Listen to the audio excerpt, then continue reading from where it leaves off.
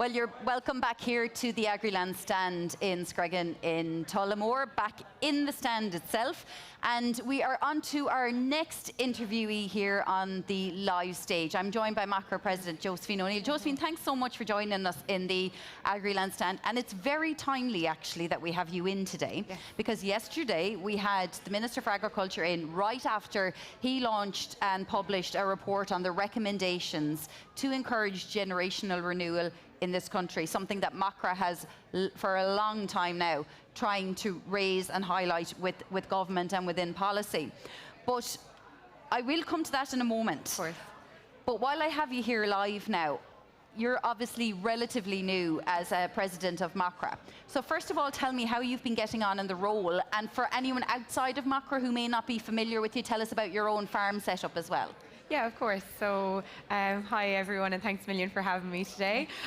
So I took over as National President of MACRA in May, and since then it's been a whirlwind, full of opportunities, and I've been learning a lot on the way. I am from a beef and tillage background myself, and I'm a long-time member of MACRA, so it's a very proud achievement for me to be National President, and I suppose it's a wonderful organisation as well. So it's brilliant to be able to be in this position now, especially when you mentioned the likes of the report that was launched yesterday, to be able to advocate for young farmers and young people from rural Ireland, and to lead such a wonderful organisation. And it's so wonderful as well to see so many women farmers. You know, young farmers, once upon a time, were just young male farmers. Your predecessor, Elaine Houlihan, female farmer, now you're farming as well, and you're also president of MACRA. Are you seeing a lot more of an influx of the younger female cohort into the organisation? Of course, like our organisation is very balanced, and I suppose in the words of our Young Farmer of the Year, Aileen Sheehan, who was crowned the first female winner last week, anything that a male can do, a female can do, and it's not about pitting one against the other, it's about working hand in hand to ensure that, I suppose, there's a future for all young farmers going forward, so anyone who wants to farm can farm. Absolutely, and that is what our theme is on the Agriland live stream for this whole Ploughing Championships, is, you know, the future of farming and farming for the future and what that looks like. That's something that MACRA is really, really attuned to, and ensuring that your members have a farm, have a way of making a living for their families going into the future. So the Generational Renewal Plan that was published yesterday had 31 recommendations. Now, these will be up for discussion: what will be included in policy, what will be included in CAP, what will be included in our national budget. What's your response? I suppose, you know, it's a 180-page document, it's long, but there are 31 recommendations with some headline ones. What is your response to some of the bigger headline items? I suppose first and foremost, we were delighted that the report was actually published yesterday. It's been something that we've been calling on for an awful long time.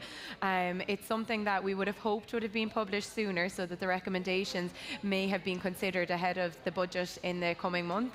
But in terms of the recommendations, yes, we welcome them, but I suppose we welcome them with a word of caution, because at the moment, this is just a document, it's just a piece of paper, and until the government take action and commit to young farmers, then we have to consider this, that yes, it's wonderful, but it comes with that word of caution. So we are asking for commitment, and we are asking for the government to actually take on board the recommendations, because some of them are very welcome and will be very helpful to support young farmers as they set out. Now, Minister Hayden admitted yesterday, Josephine, that, for example, the recommendations, some of them are cap-based, you know, and increasing and ring-fencing funding for generational renewal from 3 to 8% and so on. So he admitted that there won't be an immediate effect or improvement for young farmers at the moment. And you sort of alluded to it there, in the fact that this is sort of a starting off point for negotiating what you can and can't get, you know? Yeah, I suppose that's the one thing that's slightly disappointing for us as young farmers, that even though the report has been launched, it seems like any actions are going to be pushed down the line. And if we look at the current statistics, 4.3% of farmers are under the age of 35, and our young farmers are becoming an endangered species. That statistic is trending downwards. And pushing out actions is only going to make that problem worse. We need support now and we need action now. So some of the actions we need to actually see before the next cap. That's too long to wait. So we are urging and we will be lobbying our government to say, no, yes, we have the report, but pushing it out to cap, that's too long. It's too late for our young farmers. We need support and we need it now. And why are young farmers, or potential young farmers, I might say, deciding at the moment not to go down the route of farming? Well, I suppose there's multiple factors there. First and foremost, I suppose it would be succession. For a lot of young farmers, they don't know whether there is a future for them at home, and we would be very much advocating for people to start that conversation of succession around the kitchen table. Not to mention then, I suppose, the supports that must be put in place, like the recommendations that are outlined in this report.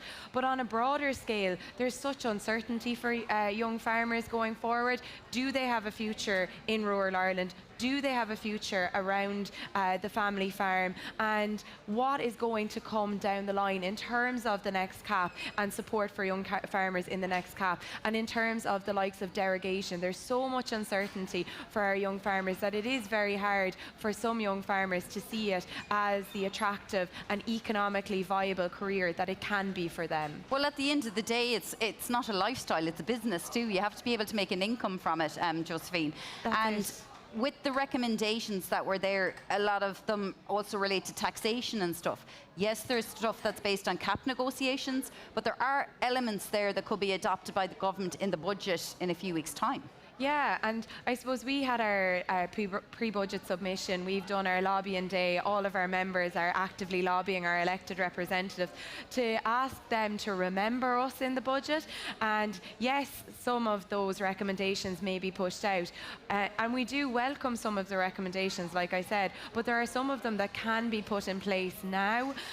In terms of, like, one of the recommendations is the likes of the land mobility service. And we already have a land mobility service set up as an initiative by MACRA and FBD. That's already there. It's already working, and it's proven to be a support to help young farmers access land, which is one of the big challenges and barriers to young farmers.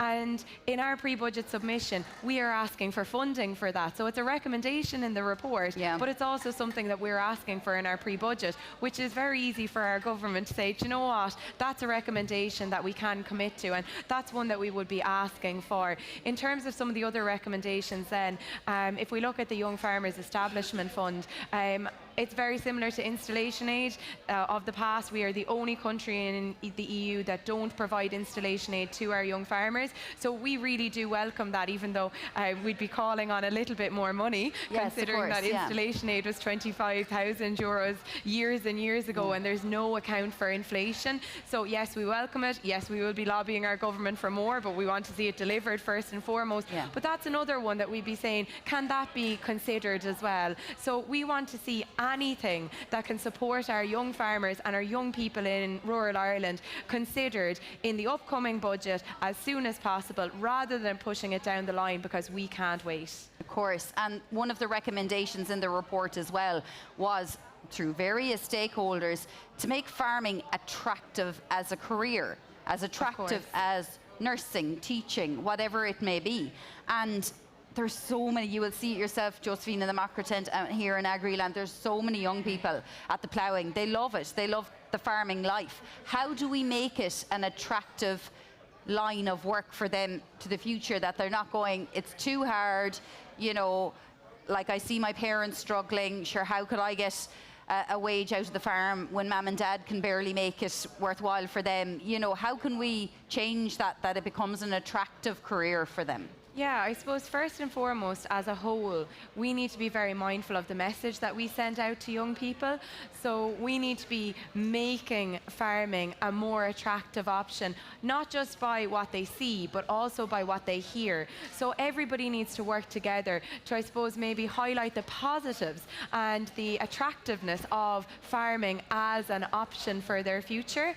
Secondly, then, I suppose, it's about looking at providing the supports to make it more accessible and economically viable. And I suppose a big one then, and I spoke about this previously, is all the paperwork. We need to ensure that the simplification that's promised in the likes of the next CAP is actually delivered, because we know ourselves, a lot of farmers in general, not just young farmers, they're out working hard on the farm all day, and then they come in the night time and they sit down to all the paperwork.